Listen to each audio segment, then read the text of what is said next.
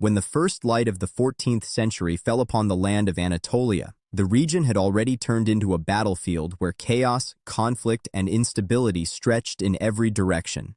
The Seljuk Sultanate of Rum, once the mighty guardian of this entire territory, had lost its strength and shattered after relentless Mongol invasions. A vast kingdom was now broken into pieces and divided among dozens of Turkish chieftains, each struggling for his land, his survival, and his power.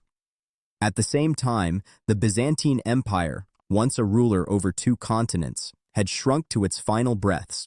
Only a few remaining territories in Anatolia were left in its fragile grip, and even those were slipping away with each passing day. In these turbulent and chaotic times, a small frontier beylik was quietly rising.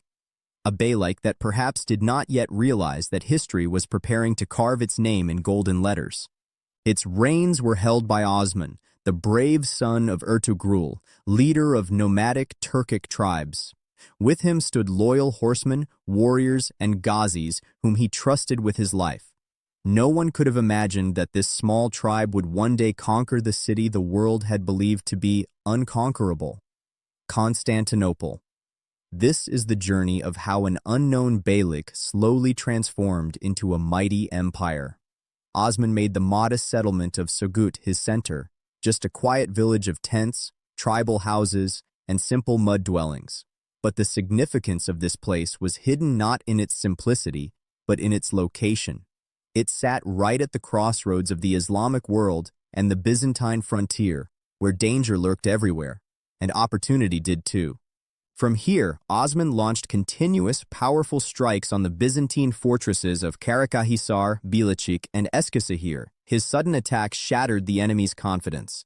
With every victory, new Turkic tribes flocked under Osman's banner, his forces grew stronger, and the outlines of a real state began to take shape. Osman was a leader of vision, courage, and keen strategy. By the end of his life, much of northwestern Anatolia had come under his control, but the transformation from a tribal confederation into a structured state was accomplished by his successor, Orhan Gazi. Orhan took his father's conquests and forged them into a system. In 1326, the conquest of Bursa gave the Ottomans their first true capital. Bursa, rich in trade, wealth, and crossroads, became the city that pulled the Ottomans out of tribal identity and placed them firmly into the framework of a formal state. Coins were minted, laws were organized, officers were appointed, and governance began to operate in an orderly fashion. The Battle of Peloponnesus in 1329 delivered the final blow to Byzantine power in Anatolia. Nicaea and Nicomedia also fell to the Ottomans, and the Byzantine presence in Anatolia was almost completely erased. Then in 1354, a powerful earthquake struck Gallipoli, collapsing Byzantine fortresses.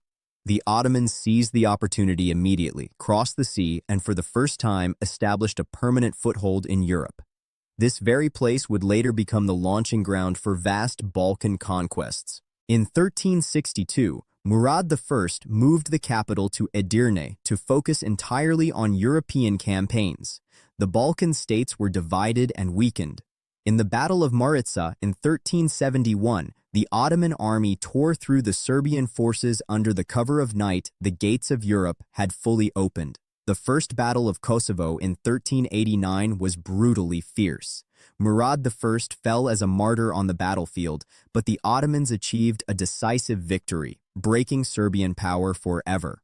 When Bayezid I took the throne, his speed and strictness earned him the title Yildirim, the Lightning. He swiftly absorbed Bulgaria, Serbia, and Greek territories into his realm.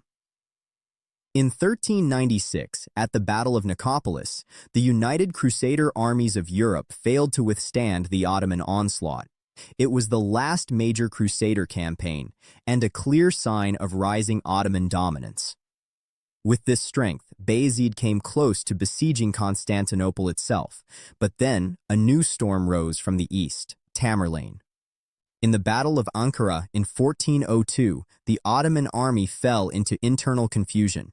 Bayezid was captured and died in captivity. The empire fractured. His sons plunged into civil war, the period known as the Interregnum, a time when the empire stood at the edge of destruction. Eventually, Mehmed I defeated all rival brothers and reunified the empire in 1413. Peace returned, trade revived, and the army was rebuilt. After him, Murad II crushed European crusader efforts in two major battles, the Battle of Varna in 1444 and the Second Battle of Kosovo in 1448. Once again, the empire stood strong. Then, in 1451, at just 21 years of age, Mehmed II ascended the throne. One dream pulsed in his heart: the conquest of Constantinople. In 1453, with 50 to 80,000 soldiers, massive cannons, and astonishing military genius, he laid siege to the city. For 53 days, the battle raged. In a legendary maneuver, the Ottoman fleet bypassed the famous Golden Chain by dragging ships over land, an act that left the world stunned. May 29, 1453. The walls fell. The 1,000-year-old Byzantine Empire came to an end. Constantinople became Istanbul, the beating heart of the Ottoman Empire. Thus, a small Turkish beylik rose, in just 1.5 centuries, to stand among the world's greatest powers. Its foundations were built on courage, discipline, military brilliance, and unwavering faith. The Ottoman Empire now stood at the threshold of its golden age, and this was only the beginning.